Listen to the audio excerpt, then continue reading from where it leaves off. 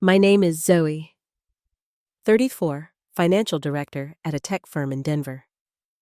I'm used to reading risk before it hits the balance sheet. I'm trained to see betrayal in columns and decimal points.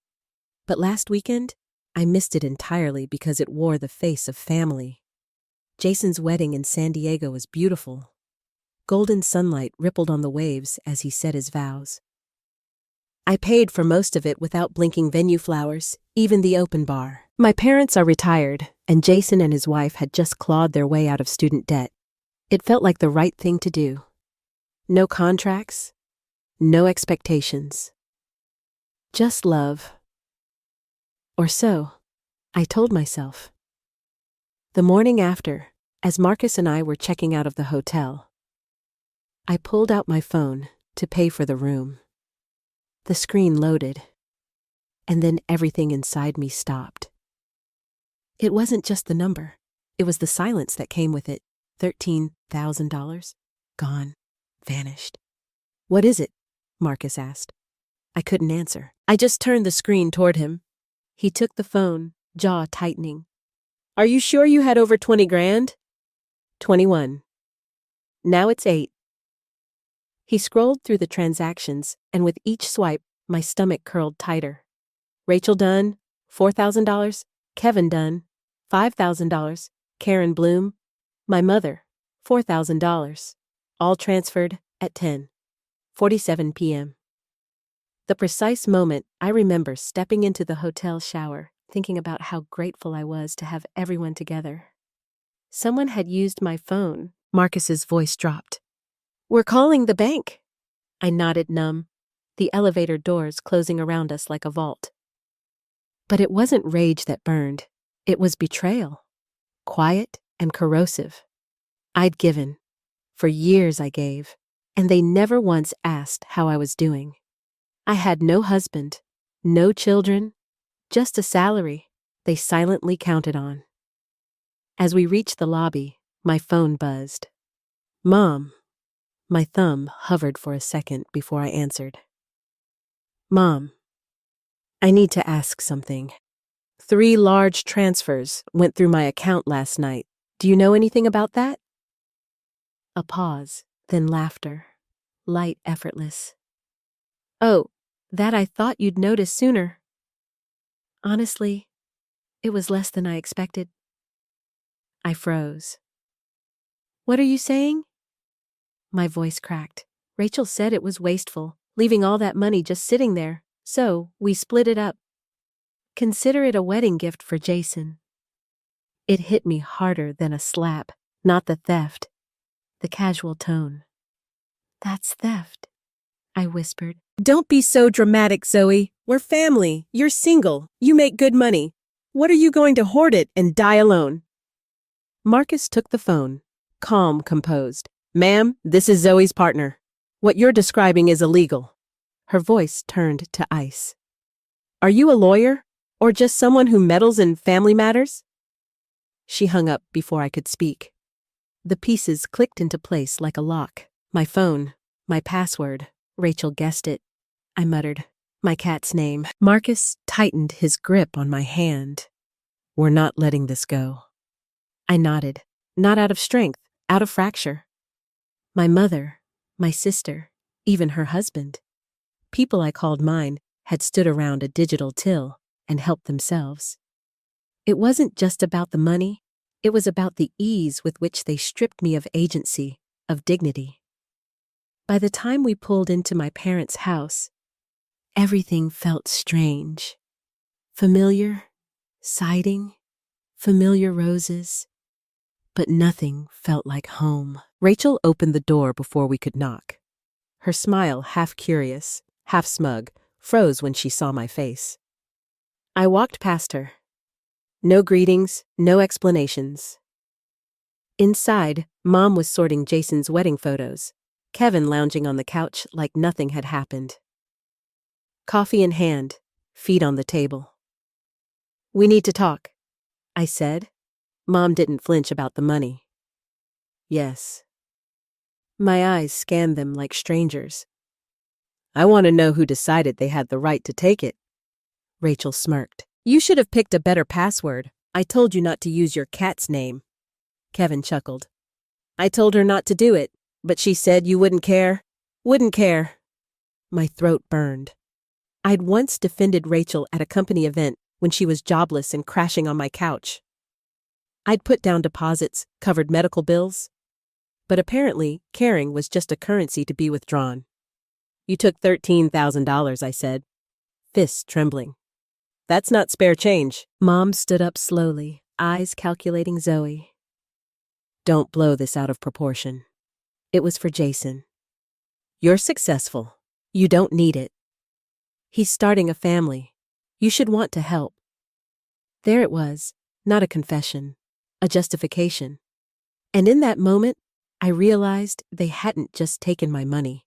They'd rewritten my story without me, made me the selfish one for saying no. But the truth was louder now, and I was done being silent. Helping means I agreed to it, I said, voice steady but stripped raw. This was theft. Rachel dropped into a chair, crossing her legs like we were arguing over movie choices. Because you'd say no, she muttered.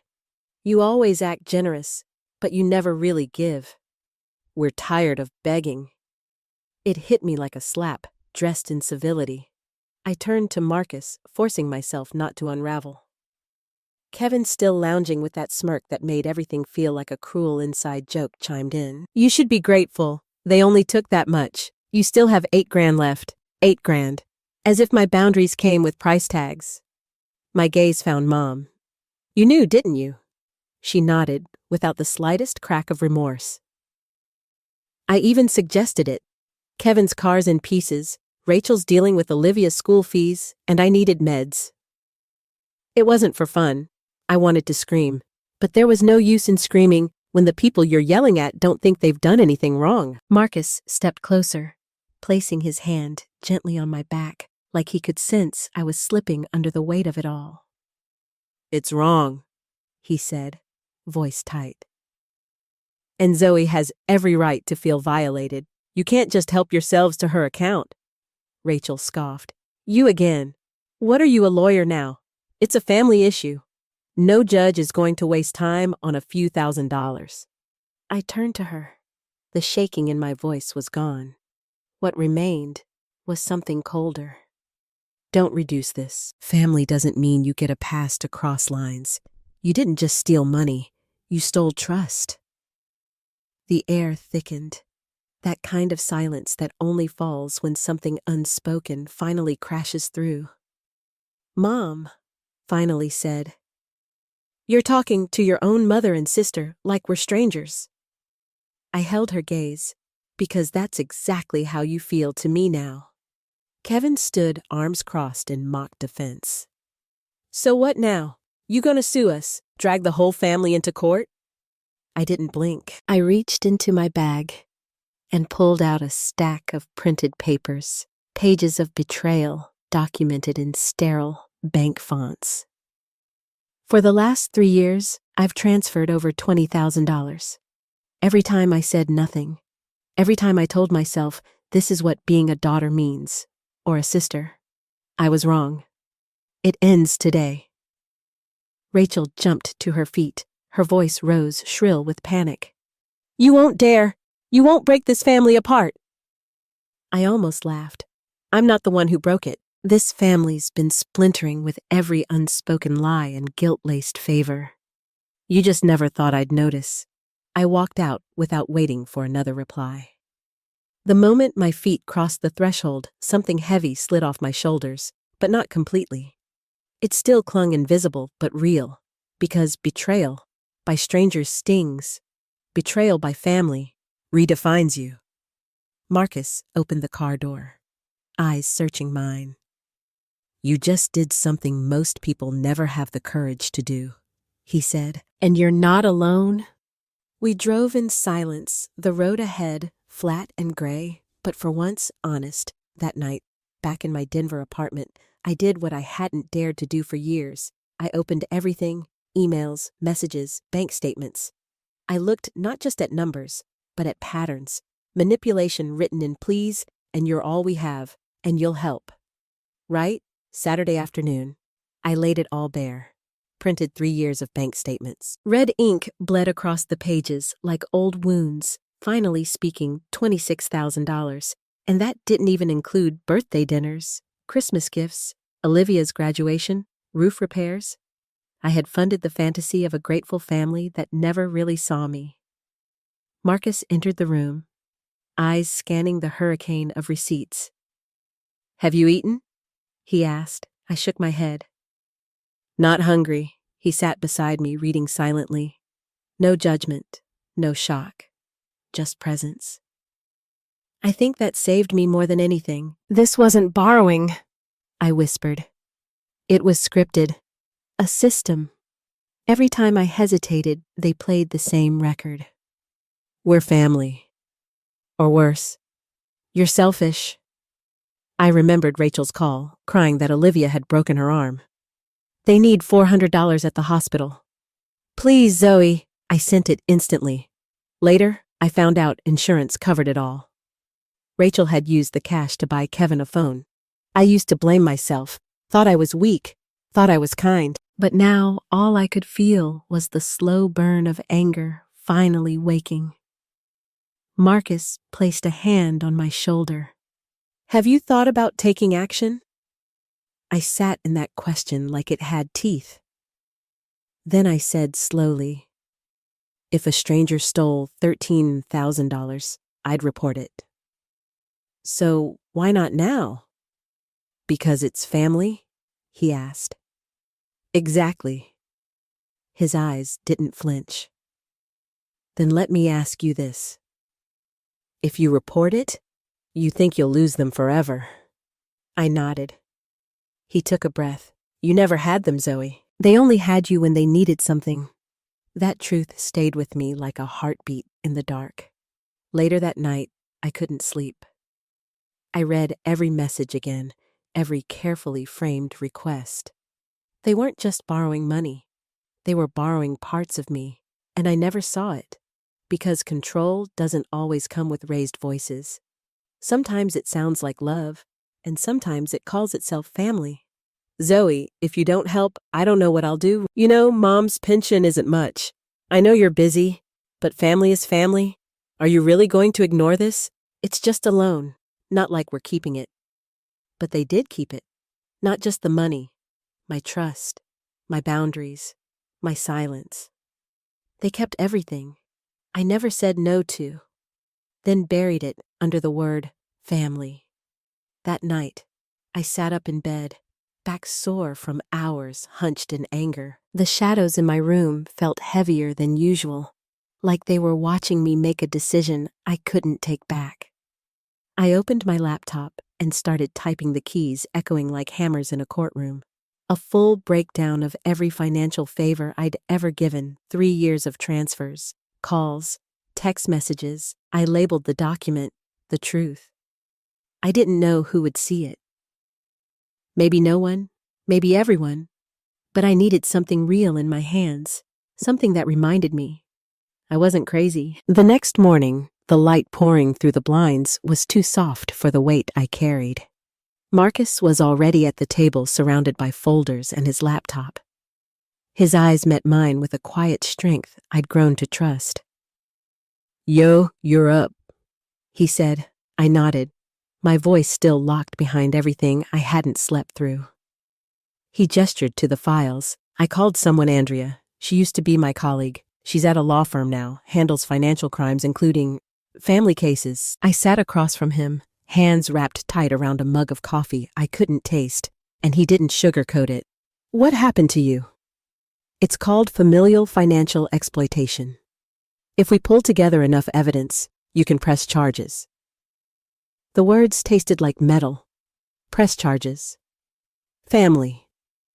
I stared out the window, the sound of traffic outside, dull and far away, like a world I no longer belonged to.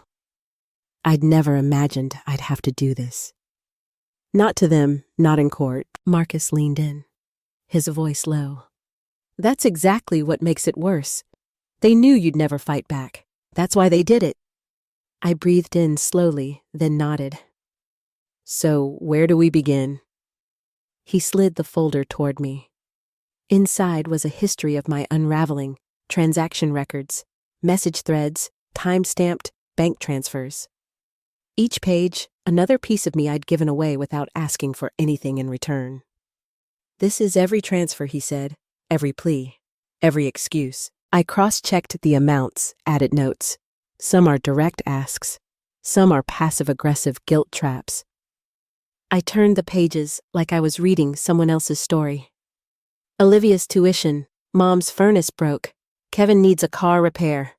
Just this one time. Over $26,000, 13 of it unauthorized. My lips barely moved. Enough. That afternoon, we walked into the Colorado Financial Crimes Investigation Office. It felt sterile, controlled. A place where truth didn't wear guilt like perfume. The officer who met us, Tina Hargrove, was mid-40s, precise, and calm. Her name tag, catching the light, just enough to anchor me to the moment. "Ms. Zoe Green," she said, flipping through the initial paperwork. "I need you to walk me through it." From the start, I told her everything. My voice wasn't steady. It wasn't strong. But it was true. I spoke of Jason's wedding, the missing funds, the confrontation, the years of emotional baiting disguised as affection. Tina didn't interrupt. She only nodded, scribbling quick notes, occasionally glancing up with sharp eyes that never once flinched at the word family. "Do you have evidence?" she finally asked. Marcus opened the briefcase and slid the file across the table like a closing argument. Bank records, message, screenshots, even audio from the confrontation at Karen Dunn's residence. Zoe's mother, Tina, flipped through the pages. Her face stayed unreadable, but I saw something shift in her gaze, something I hadn't felt in weeks. Validation. "This isn't uncommon," she said. "What is uncommon is someone actually reporting it." My hands clenched involuntarily. I used to think staying silent kept the peace. But silence has a cost. "I've paid enough." She nodded slowly. "We'll open a preliminary investigation. Start by verifying account activity, identifying IP locations tied to the transactions. We'll need to interview the named parties. If we confirm unauthorized access and misuse, the case goes to the district attorney." My throat tightened. I wanted to speak, but the words were too heavy. All I could do was nod, because something irreversible had begun. And for the first time, I was no longer the silent account they withdrew from. I was writing the audit. "Will they be arrested?" "That depends," Tina replied, her tone clinical. "If we prove intent, they'll be required to repay the full amount at minimum probation. It hinges on their cooperation." Marcus gently squeezed my hand beneath the table. I didn't look at him. I couldn't. I felt like I'd just signed a declaration of war, not against strangers, but against the people who once tucked me in at night, who once said they'd always be there. That night, the first message came. "Mom! Zoe, I heard you're suing the whole family. What's going on? Call me." I stared at the screen until it went dark again. I didn't respond.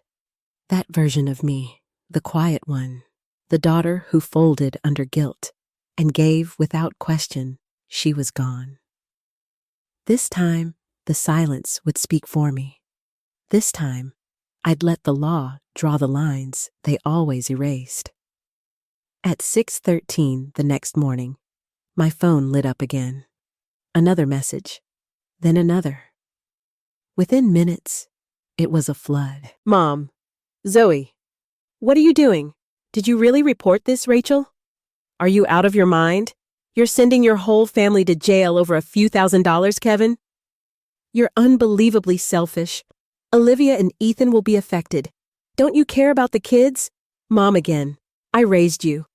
And now you're turning your back on all of us. Do you even have a heart?" Each message hit like a carefully aimed dart. Blame, guilt, accusation, not a single word of remorse. Not even a hint. Marcus walked in with the cup of tea, pausing when he saw the screen flashing in my hands like a siren. He set the cup down quietly. They're still blaming you, huh? I handed him the phone. My chest tightened. I feel like I betrayed them. But they're the ones who Marcus didn't let me finish. He sat down, wrapped his fingers around mine, and said it softly, but with unshakable weight. They're not mad because you did something wrong. They're mad because for the first time, you didn't let them use you. That line so clean, so true. Cut through the noise in my head like a scalpel. That afternoon, the phone rang again. Mom. I hesitated, then answered. Not to be swayed, but to confront what needed confronting. Zoe, she said, her voice sharp, already poised for defense. You've disappointed me. What will people think? Are you trying to shame your entire family? I stayed quiet for a beat. Then, Mom, they took my money behind my back. They didn't ask. They didn't give me the chance to say yes or no. You think that's normal? Her scoff was pure ice. You earn a good salary. 13,000 means nothing to you, and now you're humiliating your own blood over it. I swallowed the rising heat in my throat. No one has the right to take just because they think someone can afford to lose. That's not love. That's entitlement. That's theft. Silence. Then, you're pushing yourself out of this family. No, I said, voice firm. Everyone else made that choice the moment they crossed the line. I'm just drawing it now. She sighed, then hung up. An hour later, another email appeared. Subject line in all caps, you destroyed this family. It was from Rachel. Paragraphs of venom accusing me of thinking I was better than them, of airing dirty laundry in front of the world, of being heartless, of forgetting my roots. I read it twice. Every word. And not a single tear came. Marcus passed behind me, noticed the rigid stillness in my body. You okay? I nodded. I'm just thinking about what? How long it took me to realize their love only existed when I was paying for it. He knelt beside me, hand on my shoulder. You're not alone. You have me, and others will come. People who see you, not your bank account.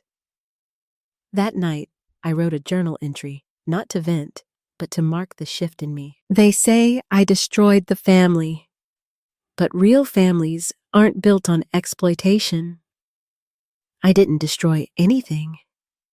I just refused to be the victim.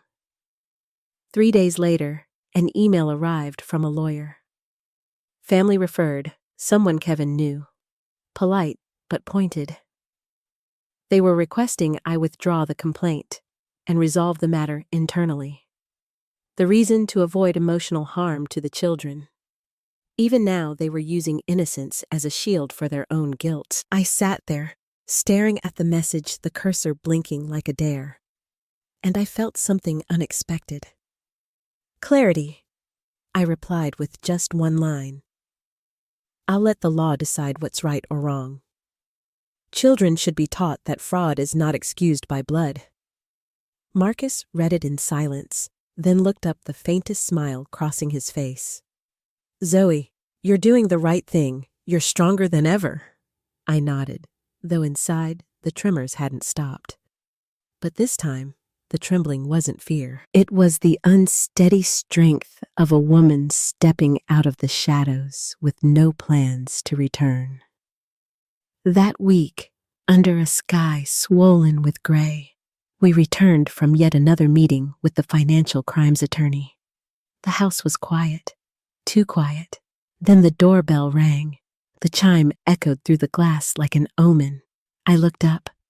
It was Jason. He stood under the porch roof, hands jammed deep in his jacket pockets, eyes downcast, shoulders tight, like he was carrying the weight of something too big for his frame. I opened the door but didn't say his name. I didn't need to. He looked up. His eyes held uncertainty, and something else. Regret. Can I talk to you for a few minutes? I stepped aside, without a word, my chest tightening as he passed. The tension in the room pressed in from the walls. Jason hadn't called, hadn't texted, and that silence said more than he ever had.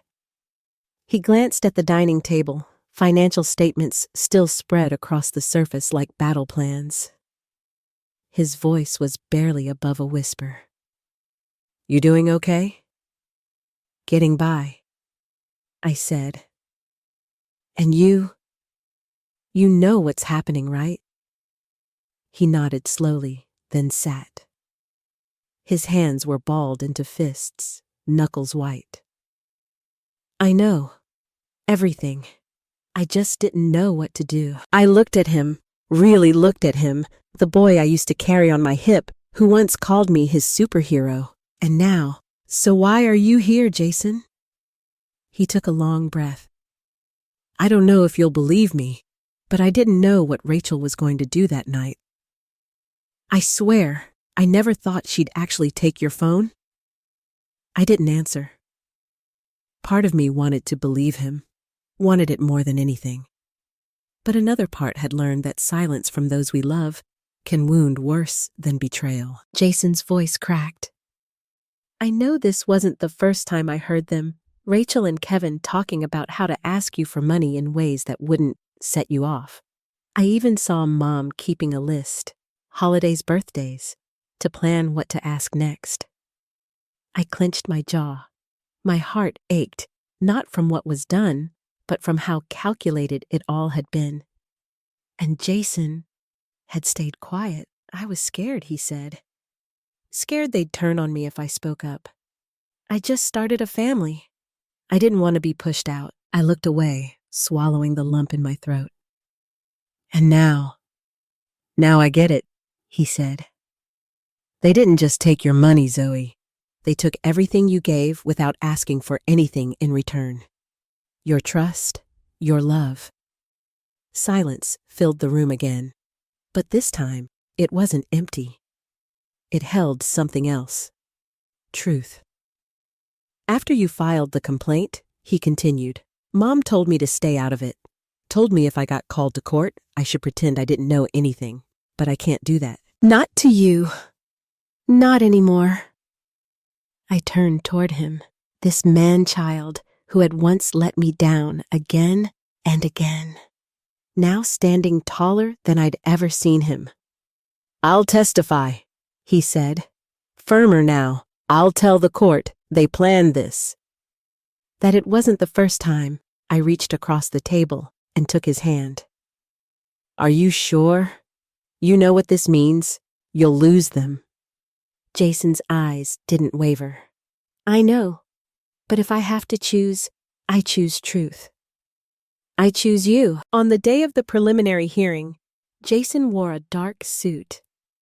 His steps were slow, deliberate. The courtroom was heavy with silence when he entered the witness box. And then he spoke. He told them about Mom's lists, about Rachel and Kevin whispering in the hallway, calculating what I'd say yes to. About the night of the wedding, how he suspected something but said nothing. And then came the line that shattered the room. I stayed silent because I was scared, but I can't stay silent anymore. From the corner of my eye, I saw Tina, the investigator. Her pen stopped. She was listening. My attorney nodded subtly. A shift was happening, a tide turning. Across the courtroom, Rachel's face was drained of color. Kevin stared down at the floor. Mom couldn't look up, but Jason stood tall. For the first time in his life, he looked like a man. When the hearing ended, I found him alone in the hallway, shoulders slumped, but face calm. "You okay?" I asked quietly. He didn't speak, just nodded, eyes full of something deep and broken. Then he said it. "I lost my family today." I gripped his hand. "No. You finally found the part of it worth holding on to. No, you still have me," I said, gripping Jason's hand tighter. "And for the first time in my life, I'm proud of you." The hearing took place on a Monday morning, soaked in gray. The rain had passed, but the clouds clung low like the sky. itself couldn't shake the weight of what was about to unfold. I sat quietly in the Jefferson County courtroom, the wooden plaque above the judge's bench staring back like a verdict waiting to be read. The room smelled of damp wood and tension. Rachel and Kevin were just a few feet away, but emotionally, they were light years distant. Rachel sat poised, spine-rigid lips, a perfect practiced line. Kevin looked as if he were attending a quarterly review, not a legal reckoning. Neither showed an ounce of remorse. No bowed heads, no shame, just strategy. Mom didn't come, claimed health complications, and sent a doctor's note through counsel. It was fitting. She had taught them silence had made it an inheritance. Marcus slipped his hand under mine. His voice was a whisper against the storm in my chest. They're going to be held accountable. Zoe, you've done everything right. I nodded, but my throat was a vice. When Judge Nora Higgins entered, the entire courtroom shifted. She was a presence, early 60s, snow-white hair swept into a tight bun, eyes like steel traps. Her robe carried more than cloth. It carried finality. We are hearing case number 11-827B. She began, involving charges of unauthorized access and misappropriation of personal assets by defendants Rachel Dunn and Kevin Dunn. The prosecution laid out the blueprint of betrayal text messages laced with guilt and pressure. Transaction logs marked with the time I was in the shower. Jason's testimony, the axis of it all, a web of calculated dependence exposed in stark ink and law. Rachel's attorney responded with the usual defense financial stress. No harmful intent. Families should resolve this privately. He used the word misunderstanding 3 times. Judge Higgins didn't blink. She listened, like a woman who'd heard every lie dressed in loyalty before. Then it was my turn. I rose, knees trembling beneath me, but my voice came out clear. I never wanted to be here. I began. I never imagined I'd stand in a courtroom across from my own sister. But Rachel and Kevin accessed my bank account without my consent. They transferred funds, and when I confronted them, not only did they refuse to apologize, they blamed me, called me disloyal, called me a traitor. I scanned the room. Rachel stared through me like I was a ghost. Kevin looked at the floor.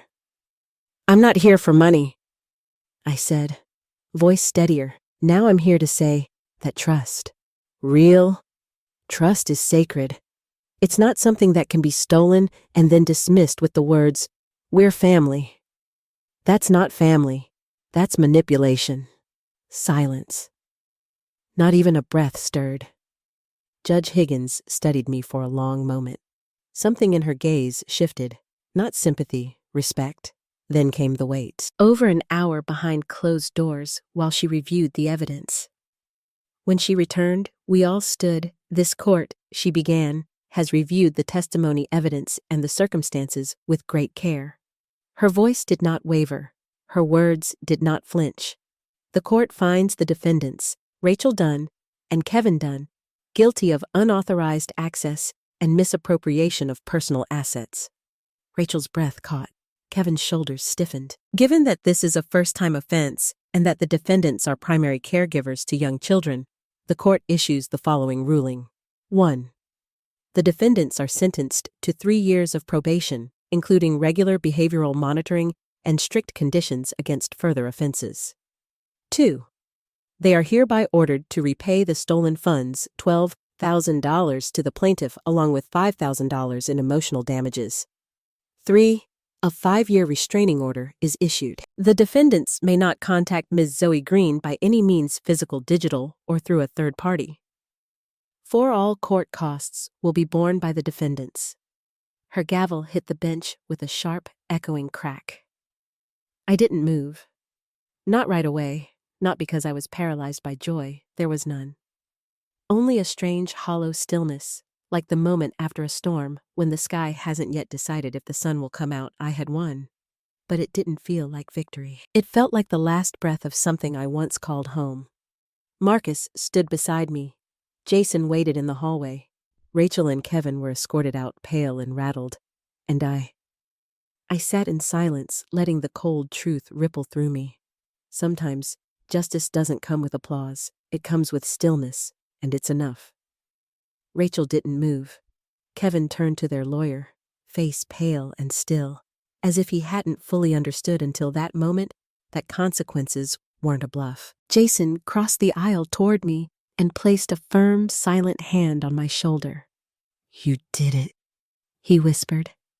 I looked up at him, then at Marcus, who had stood beside me through every storm, every courtroom whisper. I didn't know if this was victory, but I knew this. I had protected myself. That had to count for something. We stepped outside.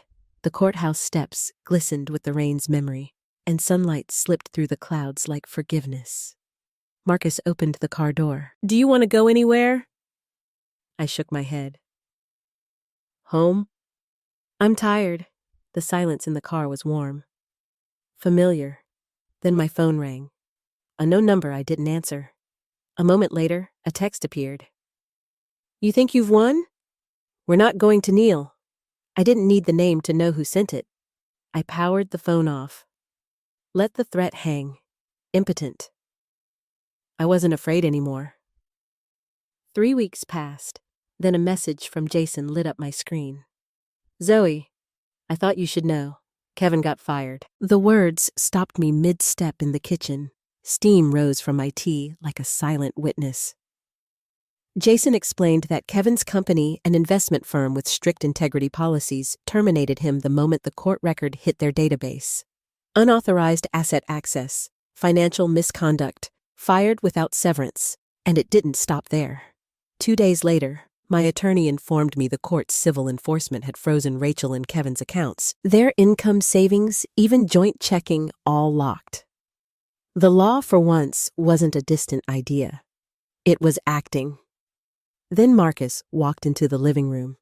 His voice calm, but laced with something weightier. The banks moving forward with foreclosure. Missed payments. No relief. A porch. A house. A life. Collapsing inward. I read the updates in silence. Not with cruelty. Not with glee. Just clarity. Every action has its price. That's what they never taught us in our house growing up. They taught silence. They taught guilt. But not that. Weeks later, in a furniture store, I ran into someone who once worked with Rachel. Her eyes darted left, then leaned in close. "She looks different now." Hollow, irritable. "Heard she's selling things online. Canceled the high-speed internet budget plan. Now?" I gave her a faint, unreadable smile.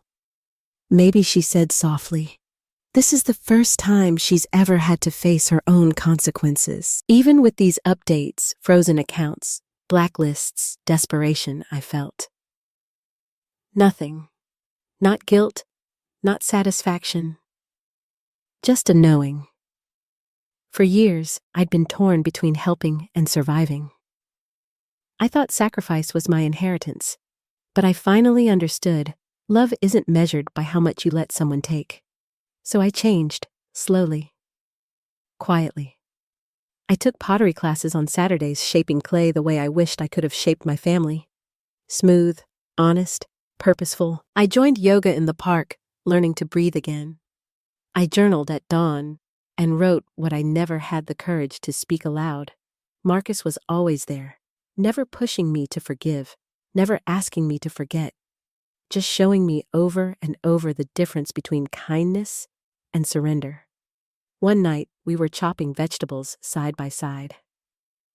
My phone rang. Unknown number. I answered without emotion. "Zoe." My mother's voice, quiet, familiar, and suddenly far away. I was wondering, could you help Rachel and the kids? The house. "It's almost gone. Kevin's out of work. Rachel's barely holding on." I stayed quiet. Let the words settle. I already knew the answer. You're calling to ask for money? I asked. No. I just thought, maybe you could help your sister through this. After all, you're sisters. I closed my eyes. Part of me, the part that still craved her approval, winced. But the woman standing in my skin now? She wasn't that little girl anymore. Mom, I said gently, if you want to help them, teach them what accountability looks like. Teach them not to turn people into banks, and don't call it help when it's really control. She didn't say a word. Then she hung up. No apology, no regret. I set the phone on the table. Marcus looked up from the skillet. Was that your mom? I nodded. I just turned her down. No. He said, his voice soft, but unwavering. You just chose you. Later that night, I stepped onto the balcony. The autumn wind kissed my face. I whispered into the breeze. Life isn't always easy, but at least this time, I chose right. Nearly a month after the trial, an ivory envelope arrived. No return address, just Zoe Green, written in soft cursive. Inside was a handwritten letter. Thank you for having the courage to say no. Your story in the local paper gave me the strength to finally cut ties with my own sister, who's treated me like a walking ATM. You didn't just protect yourself. You helped people like me wake up. I read it 3 times. That afternoon, 2 more emails arrived. Then a Facebook message, a voicemail from a woman named Teresa. My daughter drained me for 30 years. Her voice trembled. Your story helped me see. I'm not crazy. I'm just someone who loved too hard in the wrong way. I held my phone. Tears welled not from pain, but from clarity. For the first time in my life, I knew this hadn't just been about defense. It had been about empowerment. That evening, as I watered my balcony plants, Marcus appeared with 2 glasses of wine. He didn't speak, just handed me a small navy velvet box. My breath caught. Marcus. He smiled. I thought I'd wait, but then I realized if there's someone I want to wake up next to every day, someone I want to face storms with, it's you. And for the first time in a long time, I let myself cry. Not from loss, but from finally being chosen for love. Not what I gave, not what I carried, just me. Inside the box was a platinum ring, simple, modest, and glistening like morning dew. My heart clenched, not because of the stone's sparkle, but because of its weight. Not monetary, emotional, symbolic, real. Marcus didn't flinch. He looked straight into my eyes. Zoe, he said, will you marry me? I couldn't speak. I only nodded. Every scar, every splintered piece inside me softened in that second, not erased, but seen, held, loved. His family embraced me with the gentleness I never knew I needed. His mother, Helen, sent me her cherished pumpkin pie recipe with a note. I hope my new daughter loves this as much as we do. His sister tugged me through wedding boutiques, pointing at lace and silk, and asking about my dream flowers. For the first time, I was entering a family without having to shrink to fit in. One quiet Saturday morning, while making coffee, I opened my inbox. There it was, my article.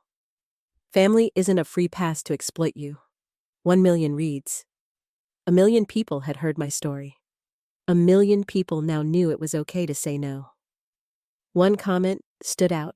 Thank you, Zoe. Because of you, I finally said no. For the first time in my life. I stared at it, my lip trembling. What had once been the source of my greatest shame had become someone else's survival. Marcus came up behind me, his arms warm and certain. "You know," he whispered, "I always believed you wouldn't just survive. You'd rise and help others rise too." I turned to him. "Not just because of me, because you stood with me." Under cherry blossoms that scattered like confetti in the spring breeze, we said our vows. Just a few guests, no spectacle, only the ones who had seen me at my worst and stayed anyway. Jason gave a toast. His voice cracked as he spoke. "I once stayed silent because I feared losing my family. My sister taught me real family doesn't make you feel afraid. They make you feel like yourself." That day, as petals danced in the air and sunlight wrapped around us like silk, I realized I hadn't lost family.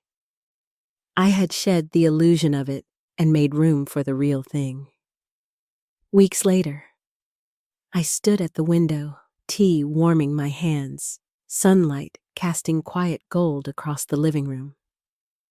Our wedding photo sat by the sill. Marcus's smile still soft, still real. And in my own eyes, I saw something I never thought I'd find again. Peace. I once believed family was absolute, unbreakable, a sacred bond. But I've learned blood doesn't excuse betrayal, and love, real love, doesn't demand your silence. I've been called selfish, cold, ungrateful. I've been disowned by my own mother. I've sat alone at night asking if I was wrong to draw that line. But I wasn't. Setting boundaries isn't betrayal. It's salvation. For years, I lived in the wreckage of guilt disguised as duty. They said sacrifice was love, but love doesn't ask you to bleed endlessly. Love heals, love restores. And if love only exists when you say yes, then it isn't love, it's control. I broke that cycle, not with revenge, but with clarity, and life somehow met me on the other side. Marcus's family showed me that kinship is not forged in blood. It's formed in the quiet acts of respect.